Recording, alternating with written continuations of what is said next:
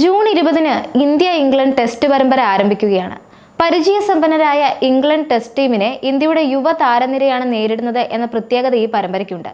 Indian test ക്രിക്കറ്റിൽ ഒരു പുതുയുഗം ആരംഭിക്കുകയാണ് എന്ന് അഭിപ്രായപ്പെടുന്നവരുമുണ്ട്. എന്നാൽ ഈ സാഹചര്യത്തിൽ മുഖ്യ പരിശീലകൻ ഗൗതം ഗംഭീർ ടീമിനൊപ്പമില്ലാത്തത് ആശങ്ക നൽകുന്ന കാര്യമാണ്. അമ്മയുടെ ഹൃദയാഘാതത്തെ തുടർന്ന് ഗൗതം ഗംഭീർ ഇന്ത്യയിലേക്ക് എത്തിയിരുന്നു. എന്ന് തിരിച്ച് ടീമിനൊപ്പം ചേരും എന്നതിൽ അനിശ്ചിതത്വം നിലനിൽക്കുകയും ചെയ്തു. എന്നാൽ ഇപ്പോൾ ഗംഭീറിന്റെ തിരിച്ചുവരവിനെ കുറിച്ച് നിർണായക റിപ്പോർട്ട് പുറത്തു വന്നിട്ടുണ്ട്. ലഭിച്ചിരിക്കുന്ന റിപ്പോർട്ട് അനുസരിച്ച് ഗംഭീർ ഉടൻ തന്നെ ടീമിനൊപ്പം ചേരും.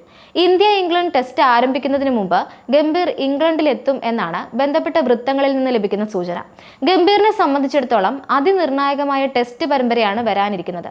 ഇന്ത്യ ഏറ്റവും അവസാനം കളിച്ച ടെസ്റ്റ് പരമ്പര ബോർഡർ ഗവാസ്കർ ട്രോഫിയാണ്. ഈ പരമ്പരയിൽ പെർത്തിൽ നടന്ന ഒരേ ഒരു ടെസ്റ്റ് മത്സരത്തിൽ മാത്രമാണ് ഇന്ത്യക്ക് ജയം സ്വന്തമാക്കാൻ സാധിച്ചത്. മാത്രവുമല്ല, ഒരു യുവനിരയെയാണ് ഗംഭീർ ഇപ്പോൾ ടെസ്റ്റ് മത്സരത്തിനായി സജ്ജമാക്കിയിരിക്കുന്നത്. അതുകൊണ്ട് തന്നെ എന്ത് വില കൊടുത്തും ഇംഗ്ലണ്ട് പരമ്പര സ്വന്തമാക്കുക എന്ന ലക്ഷ്യമാണ് ഗംഭീറിനുള്ളത്. ഗംഭീറിന്റെ അഭാവത്തിൽ VVS ലക്ഷ്മൺ ആയിരിക്കും ഇന്ത്യൻ ടീമിന്റെ പരിശീലനത്തിൽ നേതൃത്വം വഹിക്കുക എന്ന തരത്തിലുള്ള റിപ്പോർട്ടുകൾ കഴിഞ്ഞ ദിവസങ്ങളിൽ വന്നിരുന്നു. എന്നാൽ നിലവിൽ ഗംഭീറിന് പകരം VVS ലക്ഷ്മണിനെ താൽക്കാലിക പരിശീലകനായി നിയമിച്ചിട്ടില്ല എന്ന റിപ്പോർട്ടാണ് വരുന്നത്. ഇന്ത്യ-ഇംഗ്ലണ്ട് പരമ്പരയ്ക്ക് മുന്നോടിയായി ഇന്ത്യ A ടീമും ഇന്ത്യൻ ടെസ്റ്റ് ടീമും തമ്മിൽ ഇൻട്രാ സ്ക്വാഡ് പരിശീലന മത്സരം നടത്തിയിരുന്നു.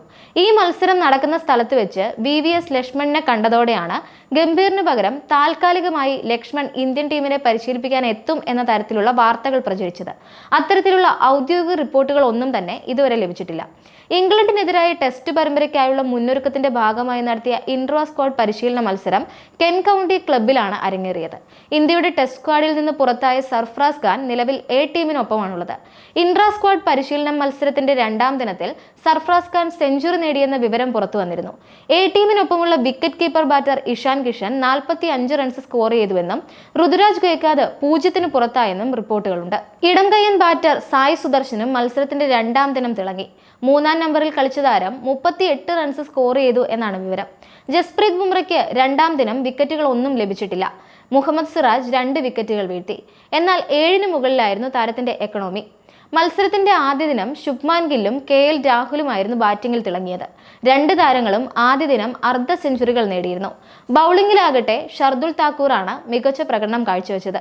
ഇംഗ്ലണ്ടിനെതിരായ ടെസ്റ്റ് പരമ്പരയ്ക്കുള്ള ഇന്ത്യയുടെ സ്ക്വാഡ് നോക്കിയാൽ Shubman Gill captain, Rishabh Pant vice captain plus wicket keeper, Yashasvi Jaiswal, KL Rahul, Sai Sudharsan, Abhimanyu Easwaran, Karun Nair, Nitish Kumar Reddy, Ravindra Jadeja, Dhruv Jurel wicket keeper, Washington Sundar, Shardul Thakur, Jasprit Bumrah, Mohammed Siraj, Prasidh Krishna, Akash Deep, Arshdeep Singh, Kuldeep Yadav എന്നിങ്ങനെയാണ് താരനിര.